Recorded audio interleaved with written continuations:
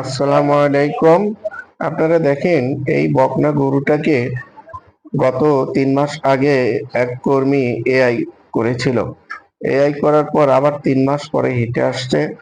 আমাকে গরুর মালিক ডাকলো, ডাকার পর আমি জরায়ুতে হাত দিয়ে দেখলাম জরায়ু এখনো প্রসার হয়নি।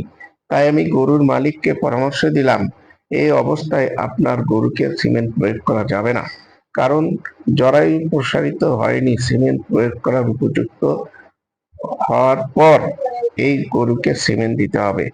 তাই ওনাকে আমি প্রাথমিক একটা পরামর্শ দিলাম, আপনি গরুকে ক্যালসিয়াম করেন এবং কালো জিরা প্রতিদিন সকাল বিকাল 2 চামচ করে খাওয়ান এবং কাঁচা বুট টেকি করে দৈনিক আপনার খাওয়াতে হবে।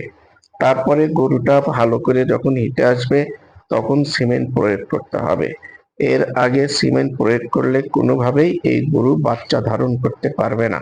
একটা গাভীর সিরাপ কেমন হলে বুঝবেন যে এই গাভীটা কনসেপ্ট করবে, পরবর্তী ভিডিওতে আপনাদেরকে বিস্তারিত জানানো হবে এবং সেই ভিডিওতে দেখানো হবে।